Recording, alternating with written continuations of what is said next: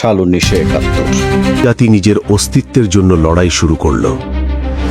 আজ আমরা সেই সময়ের সেই রাতের কথা স্মরণ করব। 1970 সালের সাধারণ নির্বাচনে আওয়ামী লীগ বিজয়ী হয়।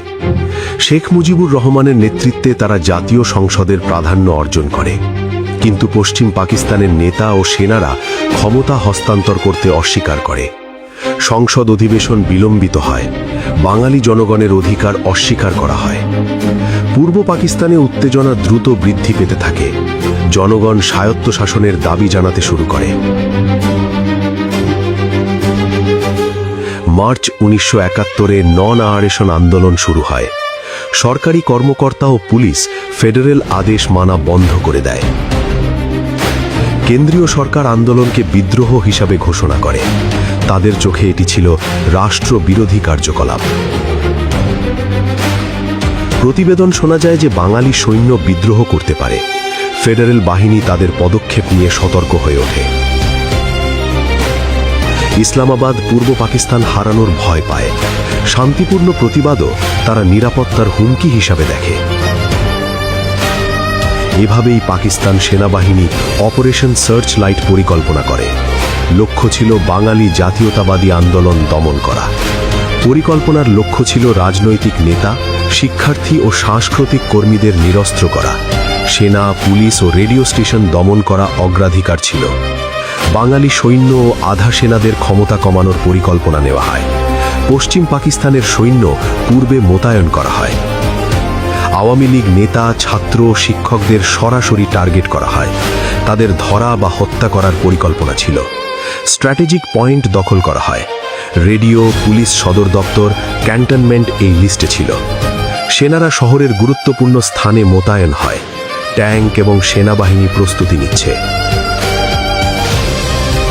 পিলখানা ও রাজারবাগ পুলিশ সদর দপ্তর আক্রমণ করা হয়। সেনারা অভিযান চালায় ও বন্দী করে। ফার্মগেট, পুরনো ঢাকা, মিরপুর ও মোহাম্মদপুরে কারফিউ ঘোষণা করা হয়। বেসামরিক মানুষ আতঙ্কে ভরে ওঠে। ঢাকা বিশ্ববিদ্যালয়ের ছাত্ররা প্রথমে টার্গেট করা হয়। তাদের সাহস ও স্বপ্ন স্থবির হয়ে যায়। আওয়ামী লীগ নেতা এবং কর্মীদের ধরা হয়। রাজনৈতিক নেতৃত্ব থমকে যায়। রেডিও স্টেশন দখল করা হয়। সংবাদ ও যোগাযোগ বিচ্ছিন্ন হয়। বাঙালি সংগঠন সংকটে পড়ে। এই রাতের নীরবতা অচেনা প্রতিরোধের সূচনা।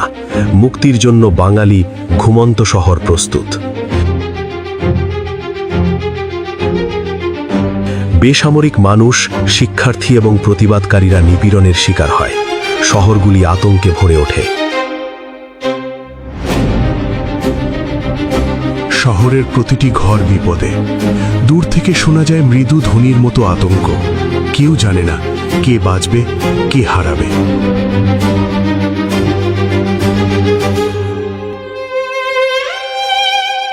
পঁচিশ 26 মার্চের রাত ইতিহাসের অমোচনীয় দাগ। ভয়, অরাজকতা ও নিপীড়ন ছিল সেই রাতের চিহ্ন।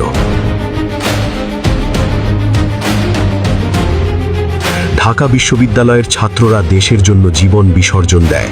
তাদের সাহস বাঙালি মুক্তি আন্দোলনের মূলে দাঁড়ায়। শিক্ষক ও বুদ্ধিজীবীদের হত্যা জাতির অমূল্য সম্পদকে হারায়। তাদের অবদান চিরকাল স্মরণীয়।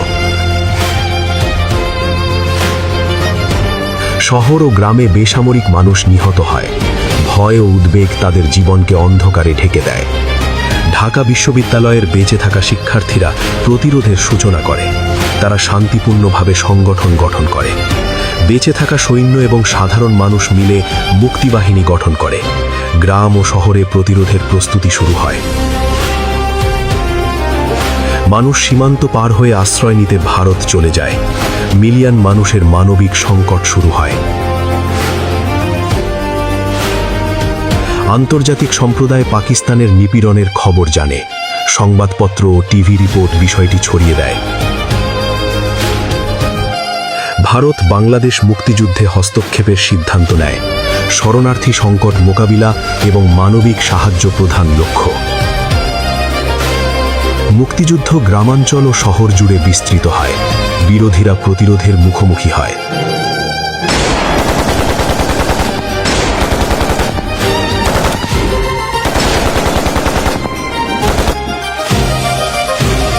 শহর ঘুমন্ত নয়, আতঙ্কে ভরে ওঠে। প্রতিটি কোণে নিঃশব্দে ভয় ছড়ায়।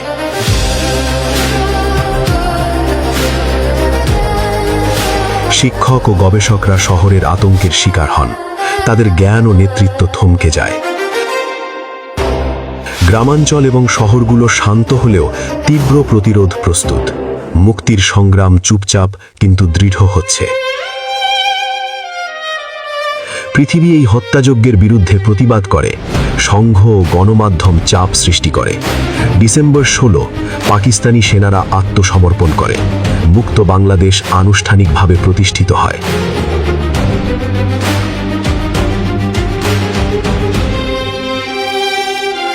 বাংলাদেশের স্বাধীনতা আজ বিশ্বের কাছে স্বীকৃত। নতুন প্রজন্মকে এই ইতিহাস জানা উচিত।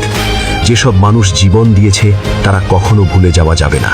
শহর, দেশ এবং জাতি তাদের স্মৃতিতে থমকে থাকে।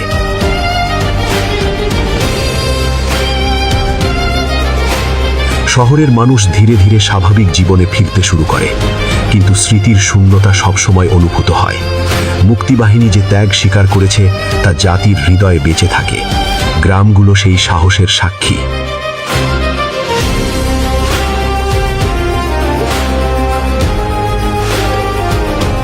বাংলাদেশের পতাকা নতুন স্বাধীনতার প্রতীক হয়ে ওঠে।